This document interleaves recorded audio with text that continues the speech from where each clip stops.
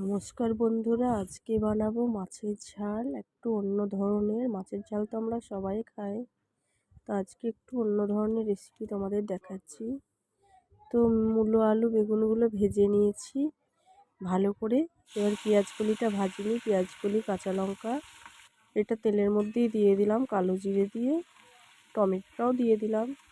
তো ভালো করে লাল লাল করে ভেজে নিয়ে এবারে মোরলা মাছ চিংড়ি মাছ দিয়ে দিলাম। এর ওপরে নুন হলুদ দিয়ে দিলাম। তো নুন হলুদ দিয়ে মশলাটা ভালোভাবে কষিয়ে নিয়ে তো মাছ ভাজাটাও দিয়ে দেব। মাছ ভাজাটা এর মধ্যে দিয়ে দিলাম। মূলো আলু বেগুন ভেজে রেখেছিলাম, ভাজাটাও দিয়ে দিলাম।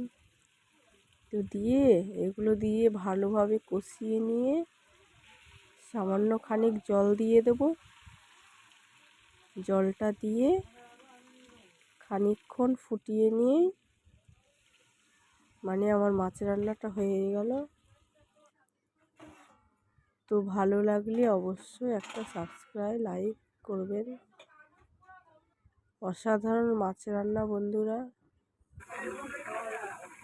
মাছের রান্না আমরা সবাই খেয়েছি, তো এই একটু অন্য ধরনের মাছের রান্না আজকে তোমাদের দেখালাম। ভালো লাগলে অবশ্যই চ্যানেলটা সাবস্ক্রাইব করে দিন।